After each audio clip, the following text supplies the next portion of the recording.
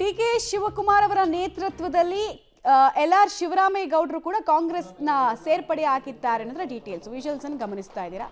ಕಾಂಗ್ರೆಸ್ನ ಚಿಹ್ನೆ ಇರುವಂತಹ ಒಂದು ಬಾವುಟವನ್ನು ಅವ್ರ ಕೈ ಕೊಟ್ಟು ಅವರನ್ನ ಬರಮಾಡ್ಕೊಳ್ತಾ ಇದ್ದಾರೆ. ಮತ್ತೆ ಬ್ರಿಜೇಶ್ ಕಾಳಪ್ಪ ಅವ್ರನ್ನ ಕೂಡ ಗಮನಿಸ್ತಾ ಇದ್ದೀರಾ. ಹಿಂದೆ ಅವರು ಕಾಂಗ್ರೆಸ್ ವಕ್ತಾರರಾಗಿದ್ರು, ನಂತರ ಆಮ್ ಆದ್ಮಿ ಪಾರ್ಟಿಗೆ ಹೋದ್ರು, ಈಗ ವಾಪಸ್ ಮರಳಿ ಗೂಡಿಗೆ ಅನ್ನೋ ರೀತಿಯಲ್ಲಿ ಕಾಂಗ್ರೆಸ್ಗೆ ಮರಳಿ ಸೇರ್ಪಡೆ ಆಗಿದ್ದಾರೆ.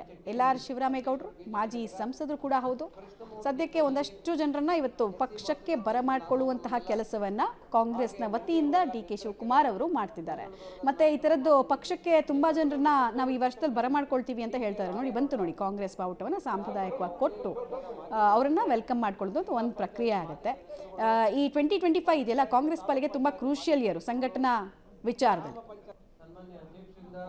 ಶಿವರಾಮೇಗೌಡರನ್ನ ಪಕ್ಷಕ್ಕೆ ಸೇರಿಸಿಕೊಳ್ಳುವಂತ ಒಂದು ಕೆಲಸ ನಡೀತಾ ಇದೆ.